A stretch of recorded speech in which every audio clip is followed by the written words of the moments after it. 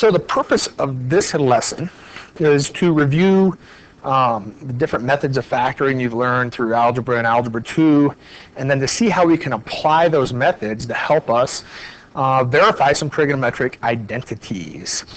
Sounds exciting, I'm sure. So let's go ahead and get rolling with it. The most basic way of factoring, the first way of factoring you ever learned back in Algebra 1, maybe even in a pre-algebra class, is factoring out a common term. Find one common factor from all of the different terms and factor that guy out. You might also call it factoring out a common monomial. And let's just go ahead and look at example 1 here. These are our two terms. When we examine what they have in common, we would probably agree that they both have some x's, some x variables. In fact, we have 6 x to the 6th in the first one and up to the x to the 4th in the second term. We can't factor out more than we have, so the most that we can factor out would be x to the 4th. Leaving us with, remember, when we factor these out, we're dividing the term out, not subtracting. So x to the 6th divided by x to the 4th would leave x squared. And x to the 4th divided by x to the 4th would be 1, leaving us with only the y variable left. You can always really quickly check to see if you did it correctly by redistributing. If you redistribute and get back to the original expression, you know that your factoring must have been correct. So there you go. We'll do this next one a little bit more quickly. Of the two terms, they both have a sine to the 4th. So I'm going to factor out a sine to the 4th of x. I'm only going to have a single sine x left here. And all 4 sines were factored out. All of the entire sine term was factored out with the second term, leaving only a cosine. And that's all there is to factoring out a common term. Like I said, it's the first type of factoring that you probably ever learned to do, and it is one of the most basics. Now, how could we use this to verify an identity? Well, here's a nice little trigonometric identity. And when I look at this left side, these two terms, they both appear to have a secant, up to a secant squared. So let's go ahead and factor out a secant squared. And see what's left. I'd still have a tangent squared hanging out in the first term. The second term would be down to a secant squared.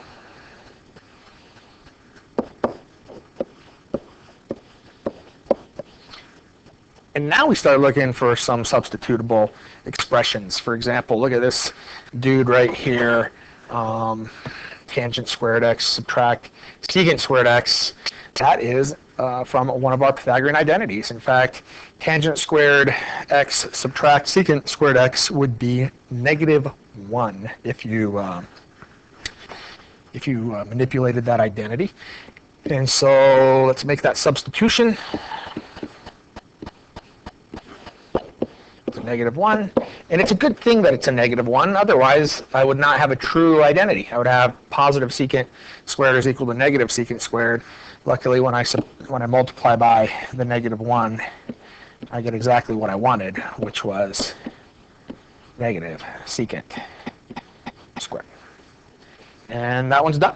So let's go on to another way of factoring, another method of factoring, one that we use a ton in our problems just because so often we are looking for Pythagorean identity substitutions and we'll often use conjugates to help us with our verifications.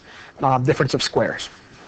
A real simple difference of squares problem would be like, x squared subtract 49 would factor into x minus 7, x plus 7, and you kind of remember these from Algebra 1 probably. They're so nice because you get your x squared and you get your -49, but when you get your middle terms, they're exact opposites of each other, positive 7x, negative 7x, and they cancel, leaving us with just what we said, difference of squares. These are a little bit more elaborate, but they're still a difference of squares. 64 is a perfect square. X to the 4th is a perfect square. Any variable raised to an even exponent will always be a perfect square, because when you multiply common bases, what we're doing is we're adding the exponents together, and any even number can be evenly divided by 2, basically. So that's why y to the 6th is also a perfect square, and 25 is a perfect square. So we do have a difference of perfect squares working here. So let's go ahead and factor it. The square root of 64x to the 4th is going to be 8x squared, and the square root of 25y to the 6th is going to be 5y to the 3rd. And one of our factors will be a sum, one of them will be a difference. That is, that's a pair of conjugates is what that is, and that is how you factor a difference of squares. This next one, cosine x subtract sine squared x, cosine of x plus sine squared of x. That's it. Square root of cosine squared is cosine. The square root of sine to the 4th is sine squared. One of them is a difference, one of them is a sum. That's a difference of squares. How can we help? How can we use this method to help us factor? Well, here's where we test it out.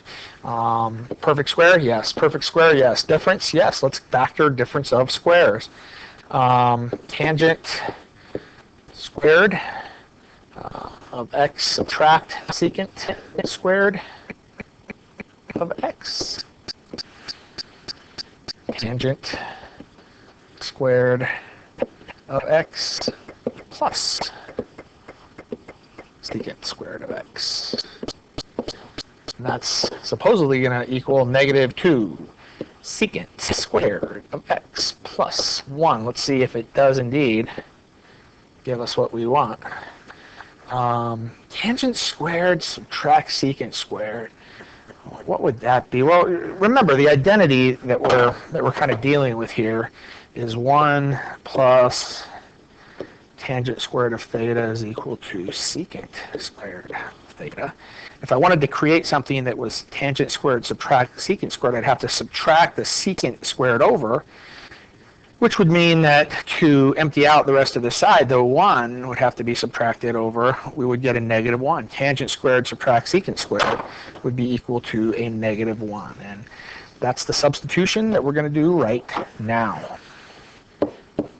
Tangent squared subtract secant squared is -1. As far as what's left, we do have some good things going on. I have on the other side a -2 secant squareds and a 1. I see 1 secant squared here. It's positive, unfortunately. I guess when we distribute the -1, it'll become negative. But here's the problem that I'm really seeing with this right now. The problem that I'm really seeing is that on the other side, on the right side of this equation, I only have secant squareds, whereas on the left side, there are also tangent squareds. So we need to get rid of those dudes. Those are the bad guys right now. But if we go back to that same identity that we were just used, which is that tangent squared x plus 1 is equal to secant squared x, I could substitute in for tangent squared 1 subtract, actually it would be secant squared subtract 1. Sorry about that. Secant square subtract 1, and then we have the secant square that was already there.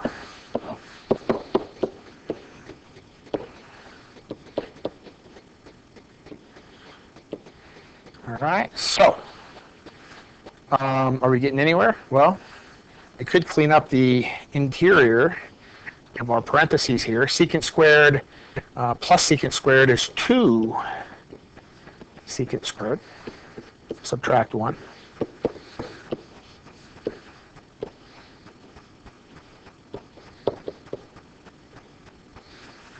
And then if we distribute our -1, we get exactly what we want.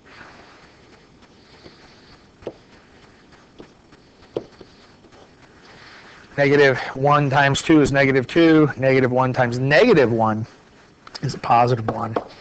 And we are done. So with a little bit of factoring and a couple substitutions, we get exactly what we want out of this problem. Let's take a look at those substitutions again just to make sure we're clear. Here's the first trigonometric substitution we made, right here.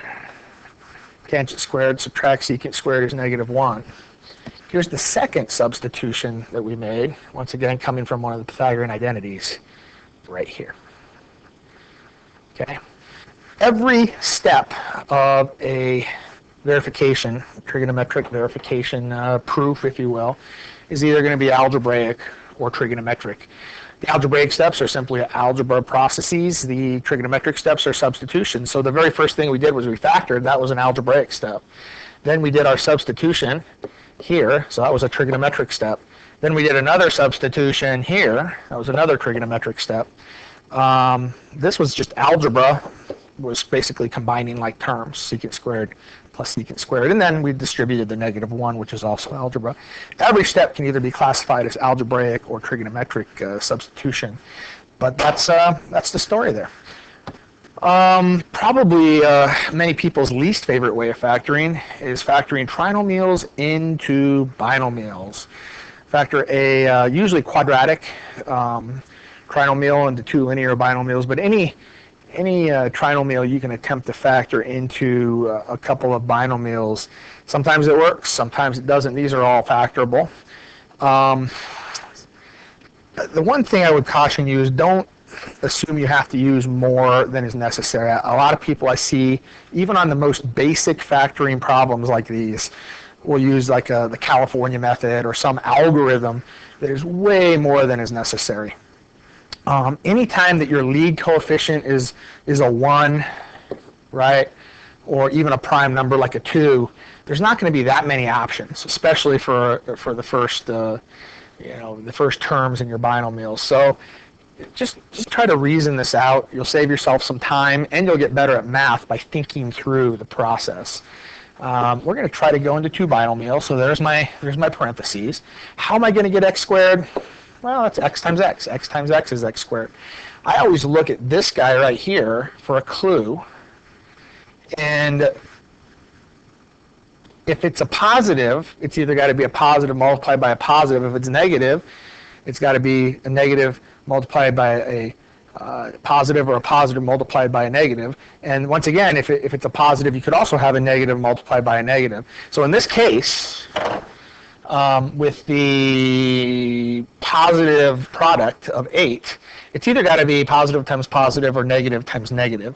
And the next thing I'm going to do is look at this guy. Oh, the middle terms have to add up to be negative, and so I'm going to very quickly go with a negative multiplied by a negative. Now, what two values are going to multiply to 8 and add to 6? Well, not 8 and 1. How about 4 and 2? And that's it. If you redistributed that, if you FOILed it out, remember FOIL from Algebra 1, firsts, outers, inners, lasts, you would get back to where we started. What about this next guy? First of all, it's not quadratic, it's quartic. And it is, though, still x to the 4th is a perfect square. It's x squared times x squared.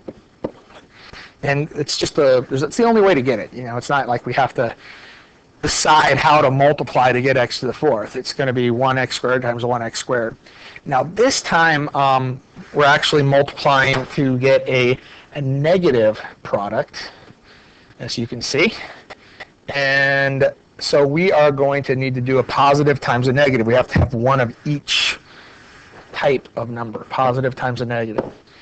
That means that this middle term is not going to be the sum of the two middle factors, the outers and the inners products, but it's going to be the difference between them, because one of these is going to give us a positive value and one's a negative. So what two numbers multiply to negative 14 but add to a positive, or the difference between them, I should say, is a positive 5. And without too much consternation, I think you would realize that a positive 7 and a negative 2 add to negative 14, but if you did the outers and the inners, you have a positive 7x squared and a negative 2x squared, which would give you the 5x squared. So that's it. Once again, no fancy trickery, just a little bit of common sense and working backwards, and we figure out what those factors are. Back to number 3 here on the left side. It's going to have to be a sine and a sine to get sine squared. And it's going to have to be a positive second term and a negative second term to get a negative 63. So what two numbers have a product of a negative 63, but the difference between them is 2? The difference between them is 2. How about 9 and 7? 9 and 7. That's multiplied. That's negative 63 right here. But when you look at the middle terms of a negative 9 sine x and a positive 7 sine x, you would add up with the negative 2 sine x, just like we wanted. Okay. So one more here on this page. This one's the first one where we actually don't have just a 1 as our lead coefficient. This time we have a 2 there, so okay, 2x times x. Once again, if there's only one way of doing it, don't make it harder than it needs to be. Now it's true that it is going to be a little bit different. Putting a number in this location, which would multiply by x for a middle term, is different than putting a number in this location, which would multiply it by 2x for a middle term. So we've just doubled the possible scenarios, but there's still not that many. So I still don't think this is a problem that really requires the brute force of something like the California method. Let's reason this out. I need two numbers that multiply to negative 12, but when we do the distribution of the outers and the inners add to a negative 5x.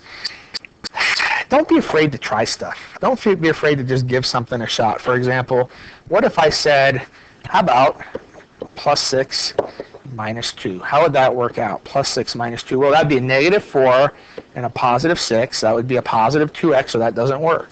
And if that doesn't work, switch them. Do a positive 2 and negative 6. So now I'm going to get negative 12, positive 2. That's negative 10. Once again, it doesn't work.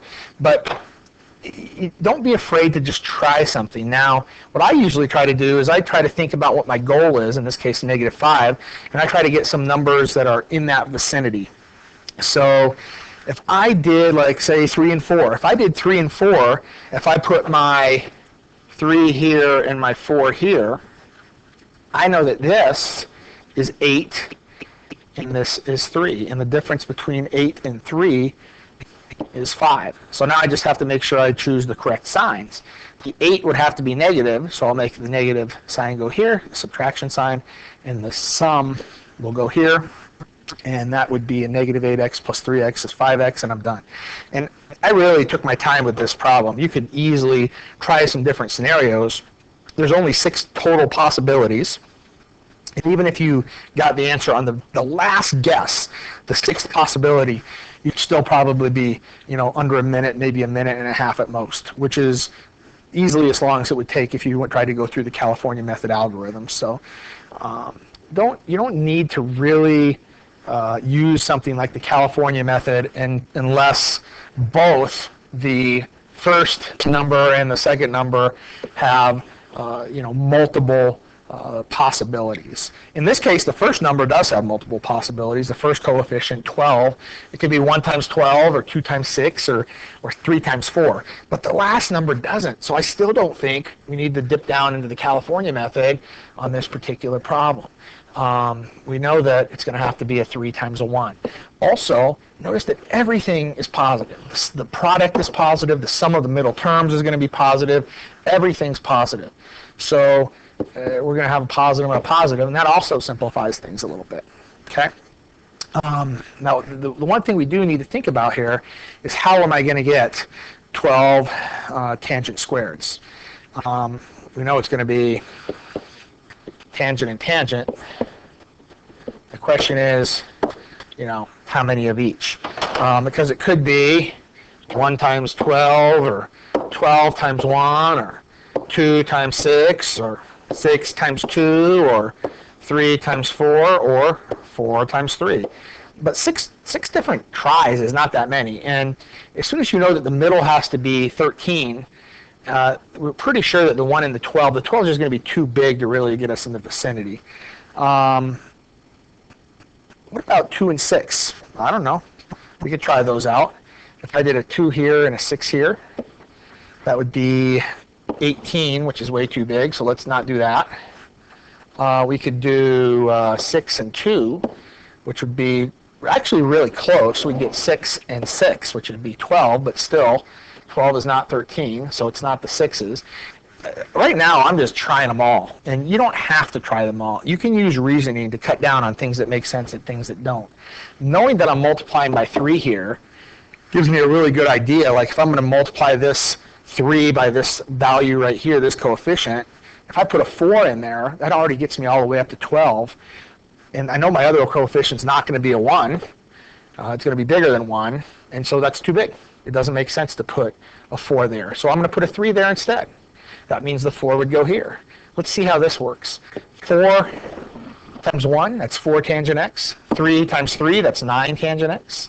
9 tangent x plus 4 tangent x is 13 tangent x. And that's it. We've got ourselves a factored trinomial. What if you really wanted to use the California method? What if you just couldn't figure it out and you wanted to use it, but you don't remember how to use the California method? Well, let me show you my version of the California method. It's not my personal version, but the one that somebody showed me probably a couple decades ago. And just realize that it's an algorithm that has slight variations depending on who's showing it to you, and so different teachers may certainly show you the same exact kind of process, just in a slightly different organizational method. But here's how I work it.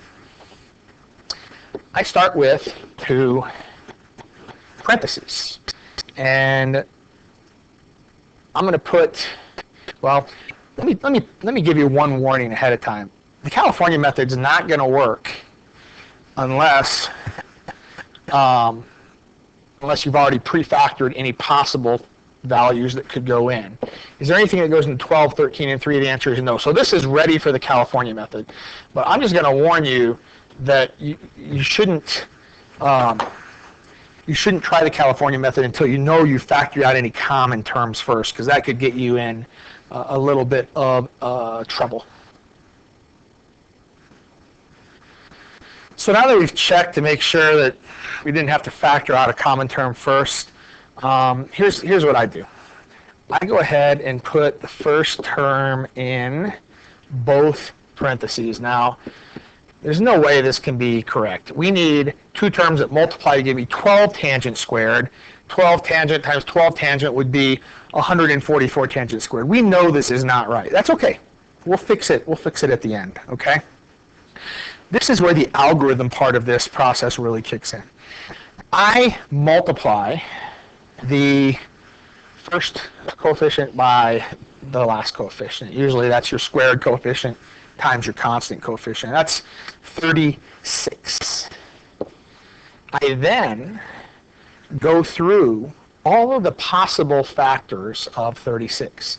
1 times 36, 2 times 18, 3 goes in 12 times, 4 goes in 9 times, 5 does not go in, 6 goes in 6 times. And then once you roll over and you start hitting numbers that we've already hit on the other side, 7, 8, see 9 we hit, then we know we're done. These are the products of 36. The question is, which of these add up to that middle term? Which of these guys right here have a sum of 13. And without too much work, we can see that the answer is going to be 4 and 9. And so we go ahead and put in the plus 4 and the plus 9, which once again we know is not right because the last term would be right now 4 times 9 is 36, which isn't even close. Our last term is 3. Now this is where we now go back and we fix the binomials. Because we had pre-factored it, or we made sure that it wasn't factorable to begin with a common term, anything that we can factor out of these binomials now can be thrown away. And so I look at the first term and I say, hey, you know what? There's a 4 that goes into both 12 and 4. I can factor a 4 out of here. And there's a 3.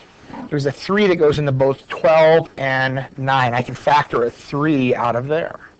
Now remember, when I originally started filling in these parentheses, these binomials, I put in an extra 12.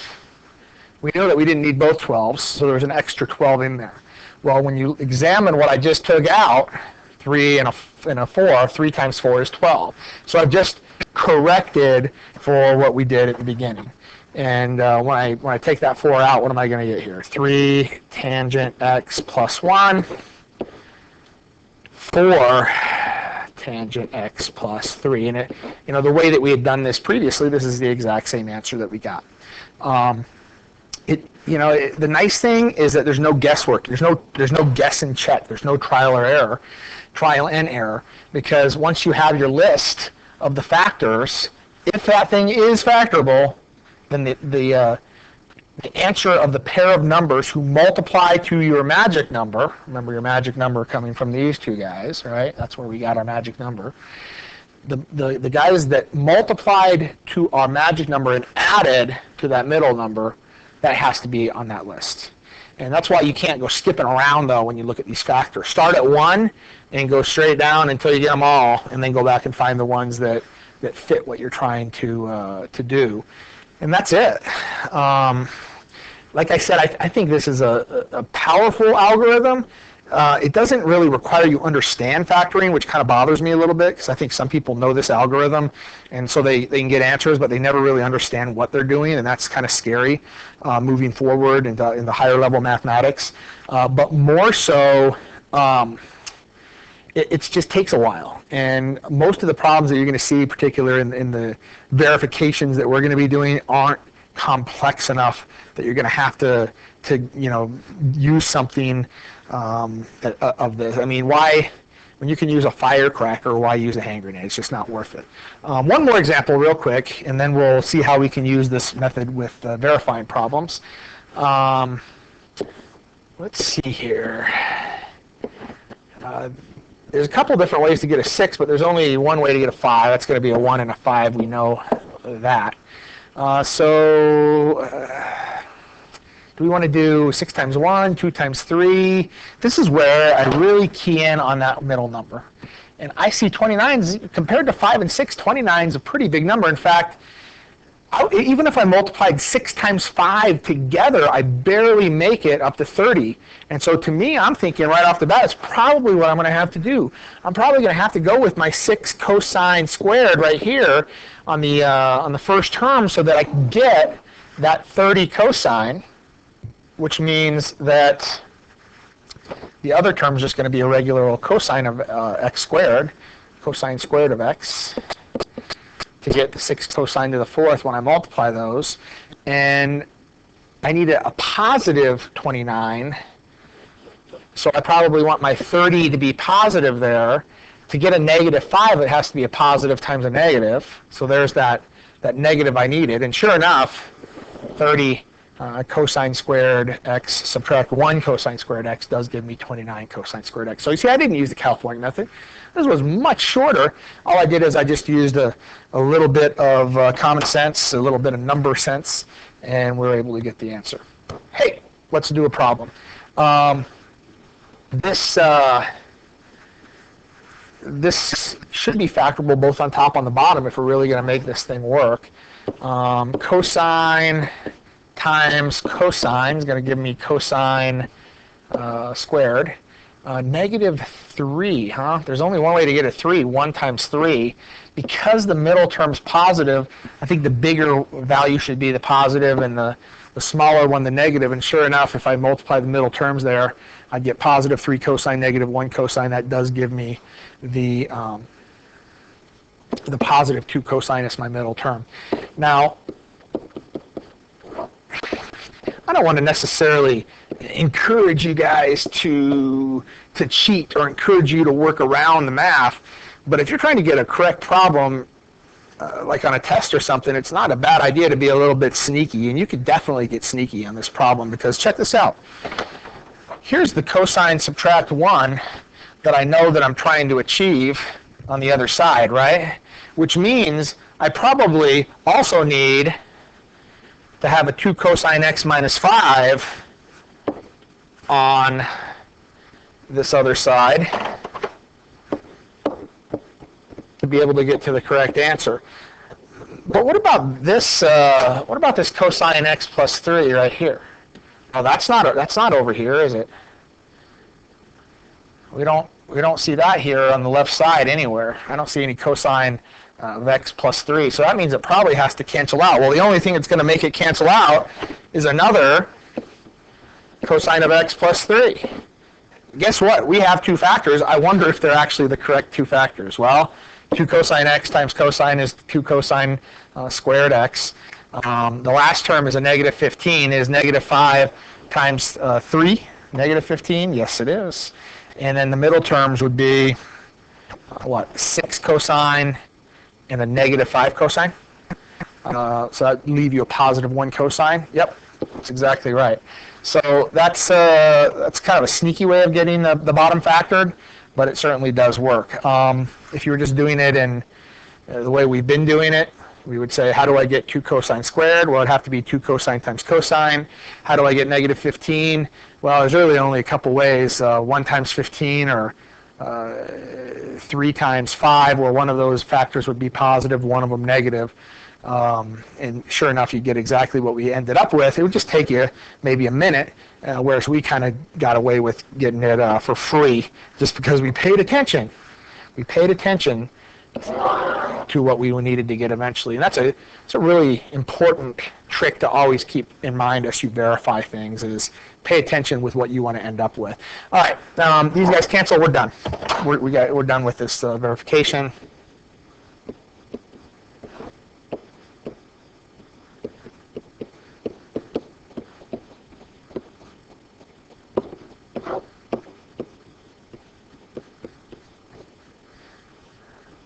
With only a couple steps, so factoring can be quite powerful. All right, the fourth method of factoring we're going to review here is the sum and difference of cubes. Some people give each of these their own little separate category. We just kind of say the cubes factoring, the sum of cubes, the difference of cubes. And these are just formulas that you were introduced to probably in Algebra 2, and you want to know them.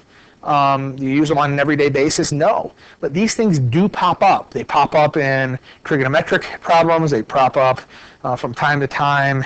I know in math analysis you'll see these. I know that in calculus every once in a while it'll be necessary to be able to factor the sum or difference of cubes. It's not something you use as often as the other methods, but it is something that's important to know how to do. So, what is the formula for the sum of cubes, a cubed plus b cubed? There it is, right there. It is a plus b, quantity, multiplied by the trinomial a squared, subtract ab plus b squared. In my mind, here's the way I kind of try to think through it. If it's a sum of cubes, then I just take the cube root of the first term and the cube root of the second term and add those two together. So if you're doing a sum, then your first little binomial should be a sum. Now that means that the first sign of the trinomial has to be the opposite of that. Okay, here's the thing. When you multiply a binomial times a trinomial, you're going to get a total of 6 terms. And the special thing about these formulas for sum and difference of cubes is the middle four terms all cancel each other out. There's no way you're going to get that cancellation if everything's positive or everything's negative. You have to have some positive terms, you have to have some negative terms, and when these formulas are set up in this fashion, those middle terms will all cancel out. Now, what about the remaining pieces? Well, the first term is always going to be that first factor squared. And the last term is always going to be the second factor squared. And the one that I probably have seen the most missed over the years, just as far as grading, quizzes and exams and such, is this middle one. Some people want to make it like a 2ab or something like that. It isn't. It's just these two terms multiplied, a times b straight off. That's all it is. And that is the formula. It's just something that I hate to say you memorize it, but you just kind of want to know it because it does pop up often enough that it's quite helpful to understand. Now, the good news is if you know the sum of cubes, then you also know the difference of cubes, because the only thing that changes with the difference of cubes is that because we are subtracting first, then our first binomial is going to be a minus b, a subtract b. And that means that first sign in the trinomial has to become a sum instead of a difference, so that we get all the cancellation that we want. And a good algebra activity for you to do would be to actually multiply out these 6 terms and convince yourself that the middle 4 terms really do knock each other out, leaving you with only the product of the first and the product of the last terms. That's all that's left over. The other 4 terms all happily cancel each other out. So here's just a couple basic sum and difference of cubes examples. First one is a difference of cubes. If you're not remembering or you haven't reviewed your perfect cubes in a while, that might be worth doing. 8 is 2 cubed, 27 is 3 cubed, 64 is 4 cubed, 125 is 5 cubed, and so on. It's probably good to know at least your first 10 perfect cubes, which gets you up to 1,000. But the cube root of x cubed is x, the cube root of 27 is 3, and because this is a difference of cubes, my first term is going to be, or my first binomial is going to be a difference. All right. Now, that means that my first sign in the trinomial is going to be a sum, and the last term in the trinomial is always a sum. What is the first thing squared? Well, that's x squared. What is the last thing squared? What is 3 squared? That's 9. And then remember, the middle term is just these two guys multiplied by each other. That would be 3x. That's it. That's how this factors. It's as easy as just following the formula, and that gets you to a couple of factors. Here's the second problem. This time it's a sum of cubes. So we're going to start off with a sum. Tangent of x plus, and then the cube root of 64 is 4. So what's left? Well, the first term squared would be tangent squared of x.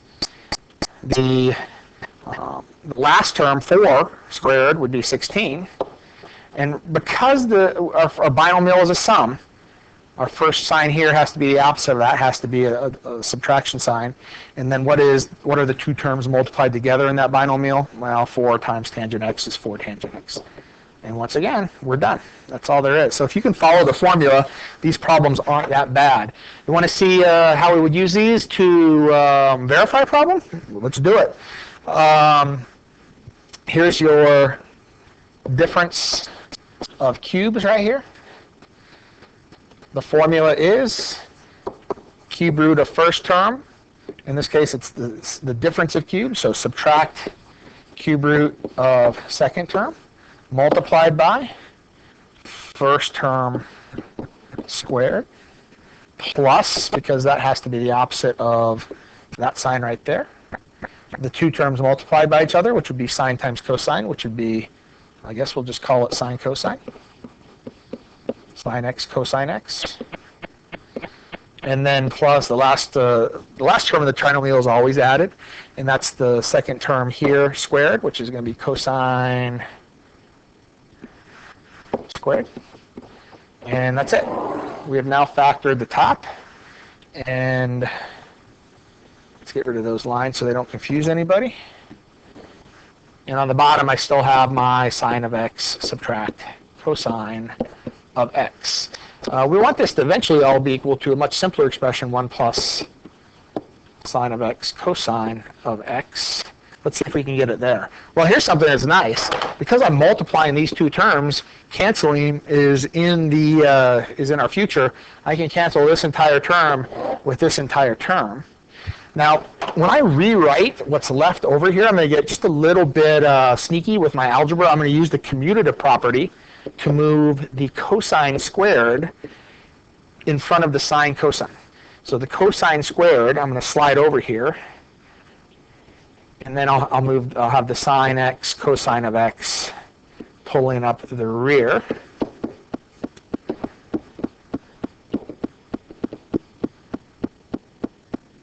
Come on. There we go. And why did I do that? Well, because everybody's favorite Pythagorean identity, sine squared plus cosine squared, is just going to turn into a what? That's right. 1. And then we're done. We have, without even realizing how fast this was going to fall into place for us, verified that this big honking ugly thing that we started with right here is really just the same as 1 plus sine of x cosine of x. Okay? So one last way to factor that's used in a lot of different instances. Use this in you can actually factor trinomials into binomials using this method. You can factor any kind of expression that has an even number of terms in this manner. There's a lot of different ways you can factor by grouping. These are pretty basic, just 4-term factor by grouping problems. And let's look at these examples. When we factor by grouping, what we're really looking at is not what goes into every term, because there's nothing that goes into all 4 of these terms. 2, yes, goes into that, and this, but not into these, right? X goes into these 3, but not into this. So there's nothing that goes in all 4 terms, and so what we're left with is what goes into a couple terms here, what goes into a couple terms here. So for example, when I look at the first 2 terms, I could take that 2 out. I could also take an x squared out. Now what would that leave me with those first 2 terms? Well, it would leave me with an x subtract 3. That's really all that's left. But check this out. My last 2 terms are an x subtract 3. So how many of these x minus 3's do I have? Well, I have 2x squared of them. How many of these x minus 3's do I have? Well, you kind of think of it as, I have 1 of those. I only have 1 of them. And so from 4 terms, by factoring like I did, I went from having 1, 2, 3, 4 terms, all the way down to having 1, 2 terms. And from those 2 terms, they have a common factor of x subtract 3. I can factor that x subtract 3 out of those 2 terms. What's left? Well, all that's left in the first term is the 2x squared. All that's left in the last term is just the 1. That's it. So we factored 4 terms into the product of 2 binomials by using factoring by grouping. Kind of nice. This next one looks a little bit uglier with the trig functions, but it's really not that bad. We've got, 5 sine squared that goes into the first 2 terms. 5 sine squared of x. Well, what would I have left over? Well, I'd have 2 sines left here. With the second term, I factored the entire term out. I took the entire thing, so all that would be left is a 1. Remember, we're not subtracting it out, we're dividing it out. And 5 sine squared divided by 5 sine squared would be 1. What about the next 2 terms? What do they have in common? Well, just a 3. 6 and 3 are both divisible by 3, so we could take that 3 out, leaving me with 2 sine of x plus what? 1? We factored the entire term out there too. Once again, started with 4 different terms. 1, 2, 3, 4. Factored it, so now I only have 1, 2 different terms, and those 2 different terms have a common factor. 2 sine of x plus 1, 2 sine of x plus 1. I can factor that 2 sine of x plus 1 out. 2 sine of x plus 1, leaving me with what? Well, what do I have left over here? 5 sine squared.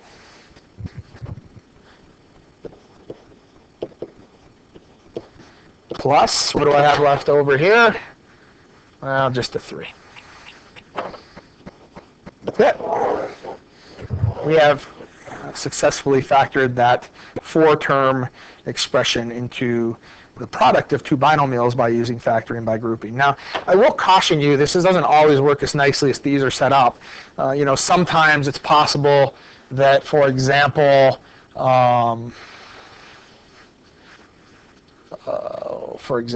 this term and this term, they don't have anything that really works, or what they do have doesn't help with the other one. So you may have to reshuffle your terms a little bit to get factoring by grouping to work. Not every 4-term expression is going to factor by grouping. These were, obviously ones that we picked because they did. But that's the process of factoring by grouping when it does work. And let's look at one last verifying example where we could use factoring by grouping to assist us. 1, 2, 3, 4 terms, right? Well, let's take a look at those first 2 terms and see what they have in common. Well, they have a secant squared of x in common, leaving me with one remaining secant x product there, or term there, plus 2. We factored both of the secant squareds out, so all I have left there is a 2. Now, this is where you have to be a little bit careful with your signs. I see the secant plus 2 here, and I'm like, oh, cool, because I also have a secant x and a 2 here, but notice those are both negative. And so what I'm going to do is I'm just going to factor out a negative, and if you want to write the 1 there to remind you there's a 1 there, you can. But really, it's just like factoring out a negative sign more than anything. That turns both of our factors to positives, which is important because I need those 2 factors to match exactly. The secant x plus 2's have to be identical to be able to factor them out in the next step. One last little thing to pay attention to, always looking ahead, always looking to where we're going. I see these secant plus 2's here, and I kind of am happy a little bit when I see a secant plus 2 over there. That makes me feel like we're going in a good direction with this problem, okay? So let's go ahead and factor that secant x plus 2 out from our 2 terms. And when I say 2 terms, I'm talking about this is our first term, and this is our second term. They both have a secant plus 2, so I factor that secant plus 2 out. What's left in those terms? Well, I'd have a secant squared with the first term left over, and just to subtract 1 with the second one, right? So the last bit of happiness here that we're going to catch is the fact that this dude right here is one of our Pythagorean identity buddies. Secant squared subtract 1 is the same as tangent squared. That's just a Pythagorean identity substitution. And so let's go ahead and make that. So secant x plus 2 multiplied by tangent squared x. That substitution really closed the door on this verification because that's the only thing that I was looking at on the right side that I didn't have yet. I didn't have any tangent squareds on the left side, and I needed some, and now we have them. Now we got them. Now, we're not done, unfortunately, because when we look to match something exactly, when I want to match this thing exactly, I really need to match it exactly. And so we're just going to use the commutative property of multiplication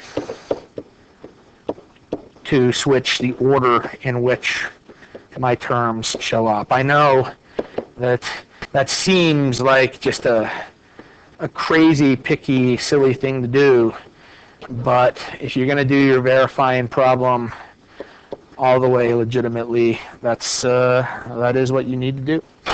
Anyway, hopefully that gives you a good review of the different factoring methods that you've learned through your algebra classes, and that it also shows you how each of these factoring methods may be helpful in doing a verification problem.